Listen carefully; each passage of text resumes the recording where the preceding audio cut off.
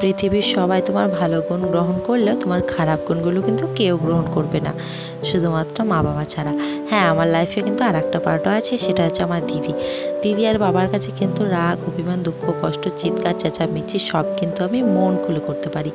আমাকে কিন্তু এক সেকেন্ডের জন্যও কোনো কিছু ভাবতে হয় না যে এই কথাটা বললে তারা কি ভাববে, কি রাগ করবে, কি দুঃখ পাবে। আমাকে কিন্তু কোনো ফিলিংসই আড়াল করতে হয় না। আর এটাই হচ্ছে ভালোবাসার মানুষ, কাছের মানুষ, যাদের কাছে তুমি কোনো কিছু আড়াল করতে হবে না। তোমার যেই ফিলিংসটা চলছে সেটাই তুমি তাদের বলতে পারবে।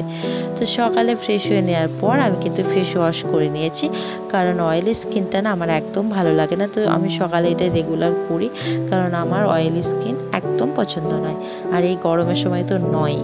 তো যাই হোক, মিনিকে একটু ডিস্টার্ব করলাম। আর মিনিকে কেন দেখাই রোজ, এটা তোমরা ভাবতে পারো কেন।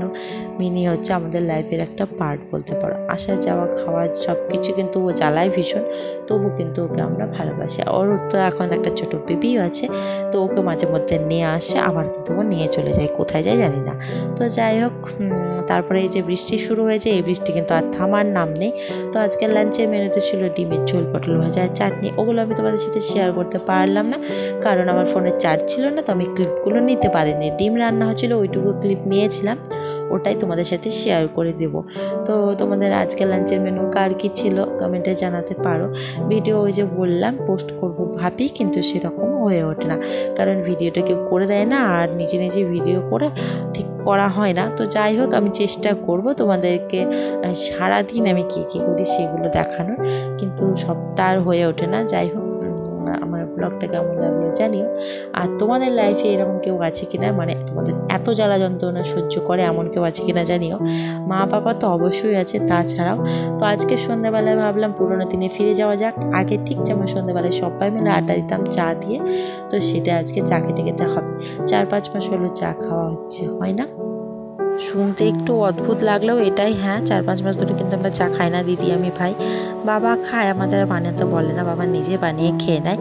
তো যাই হোক, আজকে ভাবলাম বাবাকে বানিয়ে খাওয়াবো, আর আমরাও সবাই মিলে সন্ধ্যাবেলায় একটু টিফিন করবো। যে কারণে বৃষ্টি হচ্ছে, গল্পটাও বেশ ভালো হবে।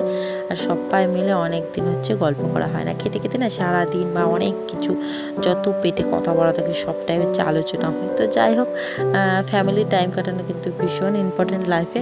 তো খাওয়া দাওয়ার পর না আমার ভীষণ মাথাটা ধরেছিল। যাই হোক, বিস্কুট খেয়েছিলাম বলে হয়তো।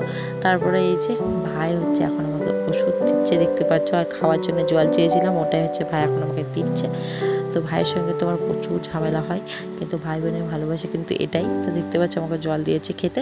তো যাই হোক, কেমন লাগলো ব্লগটা জানি। আজকের মতো আসি, বাই।